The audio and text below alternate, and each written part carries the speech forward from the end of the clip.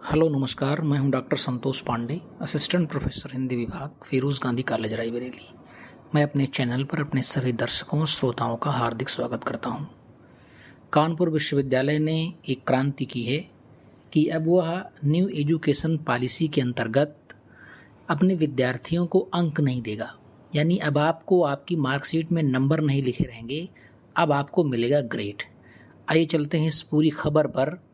दैनिक जागरण में ये खबर निकली हुई है। कानपुर जागरण संवाददाता, बीए, बीएससी, बीकॉम आदि स्नातक कोर्सों में सेमेस्टर परीक्षा देने वाले विद्यार्थियों को अब मार्कशीट में क्रेडिट पॉइंट के साथ ए, बी, सी आदि ग्रेड भी मिलेंगे।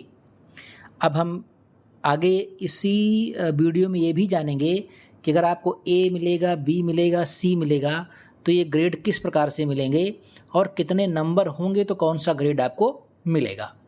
तो बताया गया है कि शासन की ओर से इसी सत्र से यह व्यवस्था लागू की गई है। इस संबंध में छत्रपति साहू जी महाराज विश्वविद्यालय प्रशासन ने अपनी तैयारी शुरू कर दी है। CSJMU की ओर से पिछले वर्ष नई शिक्षा नीति को विश्वविद्यालय व संबद्ध महाविद्यालयों में लागू किया गया था। इसके बाद विश्वविद्यालय ने प्रथम सेमेस्टर की परीक्षाएं कराई और रिजल्ट भी जारी कर दिया। और अब दूसरे सेमेस्टर की परीक्षा आप जानते हैं कि 15 जून से प्रस्तावित है। इससे पहले शासन ने उत्तर पुस्तिकाओं के मूल्यांकन व रिजल्ट में ग्रेडिंग प्रणाली शुरू करने के लिए कहा है। छत्रपति साहू जी महाराज विश्वविद्यालय कानपुर के कुल सचिव डॉक्टर अनिल कुमार यादव ने बताया कि स्नातक कोर्सों के छात्रों की अंक तालिका में अब अंकों का ब्यौरा व प्रतिशत नहीं बल्कि ग्रेड पॉइंट लिखे जाएंगे। यानी अब आपको ये नहीं कि 300 में आपने कितने अंक पा लिए, आपने 80% अंक पा लिए, आपने 90% अंक पा लिए, आपने 70% अंक पा लिया, अब ये सब नहीं लिखा होगा। स्नातक कोर्सों के छात्रों की अंक तालिका में अब अंकों का ब्यौरा और प्रतिशत नहीं लिखा होगा बल्कि क्या लिखा होगा, आपके ग्रेड पॉइंट लिखे जाएंगे। अब ये ग्रेड पॉइंट क्या है और कैसे होंगे जरा समझते हैं इनको। बताते हैं कि यानी किसी विषय में विद्यार्थी को 91 से 100 अंक मिलते हैं तो उसे ओ ग्रेड मिलेगा। कौन सा grade? O grade. O grade का मतलब है आउटस्टैंडिंग ग्रेड। आउटस्टैंडिंग ग्रेड कब मिलेगा? जब आप 91 से लेकर के 100 नंबर तक किसी पेपर में ले आते हैं। इसी तरह से 81 से 90 अंक पाने वालों को A+ दिया जाएगा। इसे कहा गया है एक्सीलेंट। 81 से 90 अंक पाने वालों को A+ एक्सीलेंट। 71 से 80 अंक पाने वालों को A यानी वेरी गुड। 61 से 70 अंक पाने वाले को B+ यानी गुड। 51 से 60 अंक पाने वाले को B यानी एबव एवरेज। एबव एवरेज किसको? 51 से 60 अंक पाने वाले को। 41 से 50 अंक पाने वाले को C यानी एवरेज। और 33 से 40 अंक पाने वाले को P यानी पास ग्रेड मिलेगा।